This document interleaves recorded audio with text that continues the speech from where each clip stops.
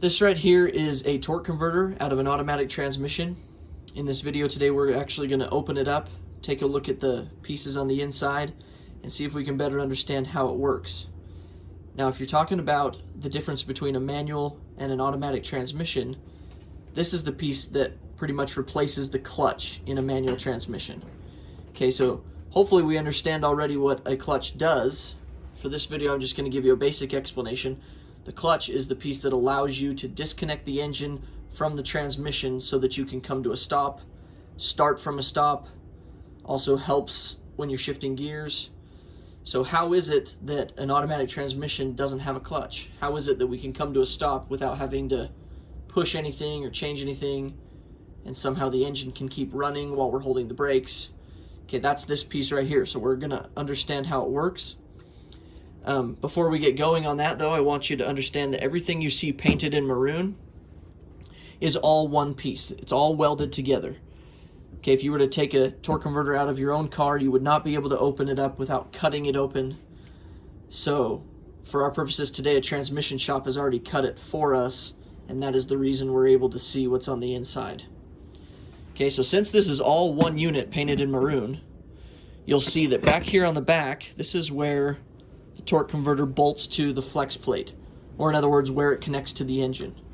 So if the engine is rotating, everything you see in maroon will be rotating with it.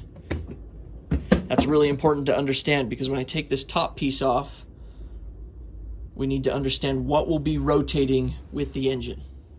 Okay, so now let's take off this top piece, and again, remember, this has been cut for us. We're going to flip it over, and this is what it looks like on the inside.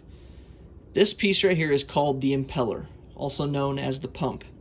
And all these fins are welded to the inside of here. So if this piece is moving, which we learned moves with the engine, that means these fins, or this fan, is rotating. Okay? Now, sitting directly across from it, we're going to skip this piece for a second. Sitting directly across from it is another set of fins. Okay? And when I say directly across, I mean they're really close to each other. So if I bring this back together, this thing is sitting right here. Okay? Not touching, but sitting very, very close. So if you can kind of visualize this, you pretty much have two half tubes right here, right next to each other, and the impeller, the one we already looked at, will be spinning right here, and then this one's sitting directly across from it. Okay, this piece is called the turbine. Now, the whole torque converter is going to be filled with automatic transmission fluid.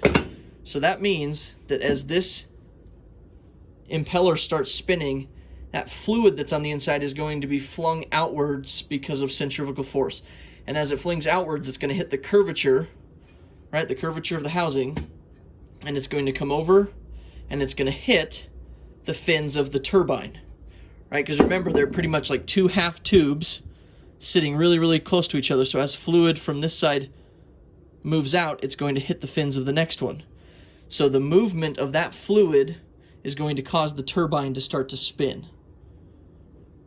All right, so let's backtrack a little bit here. Whole torque converter is filled with fluid. The impeller is part of the torque converter housing, which is bolted to the engine. So if the engine is moving, this piece is rotating. If there's fluid in here, centrifugal force forces it outwards, which comes over and hits the fins of the turbine, which causes it to rotate. Imagine having two fans in your house, one plugged in and one not. If this one's spinning and they're facing each other like this, if this one's turned on and spinning, the air from this one will hit the fan blades of this one and cause it to rotate. Okay, that's the same concept, only difference is we're using a fluid as the coupler, hence the reason we call this a fluid coupling device. Okay, now, this piece is not actually connected to anything on the inside of the torque converter. Rather, it is connected right here through these splines to the input shaft of the transmission, which is coming in through the front of this piece, right? So the input shaft's going through here, coming through here, and splining to this. So as the velocity of that fluid picks up, right, and becomes more turbulent, this thing is going to spin, which is in turn going to rotate the input shaft of our transmission for us. Okay, so that is how we start moving, right? The faster the engine spins, the more velocity, the more turbulence of the fluid, the faster this piece is going to turn, and therefore the faster the input shaft is going to spin. Hopefully that makes sense. Okay, now, how is it that we're able to come to a stop then if this is all moving? Well, if I hold the brakes, or if I come to a stop, I will therefore be holding the transmission still, which will be holding this input shaft still. So if I hold the input shaft still and I stop this thing from rotating, does that mean this piece over here has to stop rotating? And the answer is no, because there's no physical connection between the two. It's just a fluid connection. So will the fluid heat up and get hot? Yes. But can we stop and go without having to disconnect anything? Yes. Okay, so that is how the torque converter is able to do that. All right, so now what we need to do is we need to go over this piece that we took out of the middle. But before we do that, I want you to understand that in early automatic transmission designs, that piece did not exist. And so what they ran into was after the fluid got this turbine moving, it would come down off the center part of the fins and come back and hit the impeller in such a way that it would actually slow the impeller down and cause it to have to work harder in order to move the vehicle. And so what this did is it killed fuel economy and caused for poor acceleration. So then they designed this piece, and this piece is called the stator. And the stator's purpose is to redirect the fluid off of the turbine in such a way that it comes back to the impeller and actually boosts it, right? Actually helps with the fuel economy, helps with the acceleration. Okay, so that's why you see these fins that are kind of opposite direction of all the fins off of these two. And this piece is separated by these little bearings called Torrington bearings. There's little tiny needle rollers on the inside. And so one sits there and separates it from here, right? And then there's another one right here to separate it from the impeller. Okay, so none of them are actually connected. Again, it's all a fluid coupling. Now, this stator serves a very special purpose because we only want it to help accelerate when we're accelerating. We don't want it to help accelerate when we're trying to cruise because that's going to make our engine have to labor more. It's going to make it be working when it doesn't need to be. So what they've rigged inside of here is a one-way clutch. Okay, you can kind of see in this video that this inner hub right here is not actually connected to here. It's its own piece. And so I can rotate this in one direction, but when I try to rotate it the opposite way, it's locked. I can't rotate it. So again, one-way clutch. It allows it to move in one direction, but not the other. So when we are in acceleration, right, when we're at low speed, high RPM, and we're trying to really get going, what this will do is it will lock into place and the fins will sit just right to redirect that fluid and help this impeller. But then when we start cruising and both the turbine and the impeller start spinning about the same speed, what will happen is this will kind of just freewheel on the inside and not do anything. Now that's important to understand because sometimes those one-way clutches can go bad and they can either get stuck permanently, which would cause you to be ultimately trying to accelerate all the time.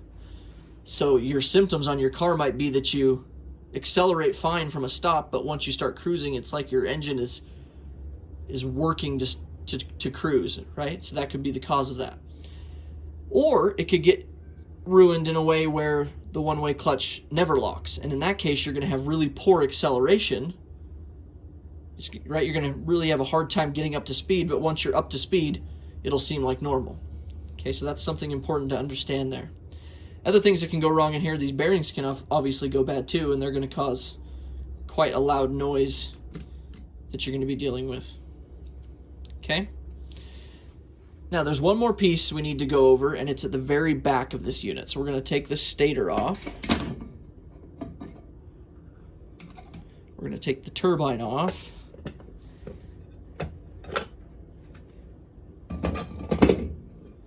Okay, and now we see this piece. And this right here is called your torque converter clutch. Okay, now the torque converter clutch, its job is to lock the turbine to the housing when you reach cruise speeds so that your engine doesn't have to keep working to cruise, right? if you go back to our image of our two fans, right? Get in your head those two fans that we have in our house. One's turned on, one's plugged in, the other one's not, right? If I set these right next to each other, will they ever reach the exact same speed as each other? And probably not. They might get within 80, 90% of each other, but ultimately this one will never spin the same speed as this one.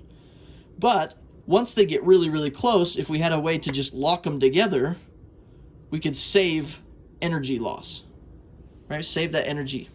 So that's what this thing is doing. When these two pieces, when the turbine and the impeller start getting really close to the same speed, and you're not trying to accelerate anymore and you're cruising, what we're going to do is we're going to engage this torque converter clutch, which is going to lock. You can see how it's got these splines right here. It's going to lock the turbine to the housing back here so that they spin as one unit. And then if you were trying to pass someone on the freeway really quick, it would just disengage it so that you can start accelerating again. Okay, so you can see it's got some springs in order to cushion that application. I showed you the splines already, so that's how it hooks to the turbine. And then I'm back here, here's the clutch lining material, and it's going to engage against the back of the housing right here. Okay, so again, this is why it's so important to remember that everything in maroon was one piece, because if I lock the turbine to the back part of this housing, you need to understand that the housing is all welded together and the impeller is on the housing over here, so therefore the whole unit is locked as one piece. Now the last question is how does it do it? How does it engage this torque converter clutch? And the answer to that is the fluid from the transmission is going to get pumped in through a special circuit for the torque converter. Okay, so remember there's an input shaft from the transmission coming in through here, so there's going to be a special passageway in that input shaft that leads all the way to the back there and will apply hydraulic pressure against that torque converter clutch. Okay, you got to remember that all the fluid in here is never going to stay in here. It's going to circulate through the transmission and back, and that's for a whole nother lesson. But there's a special circuit just for the torque converter clutch that comes through that input shaft down into the back of the housing of the torque converter. Okay, so hopefully that helps you better understand how the torque converter works, what its purpose is,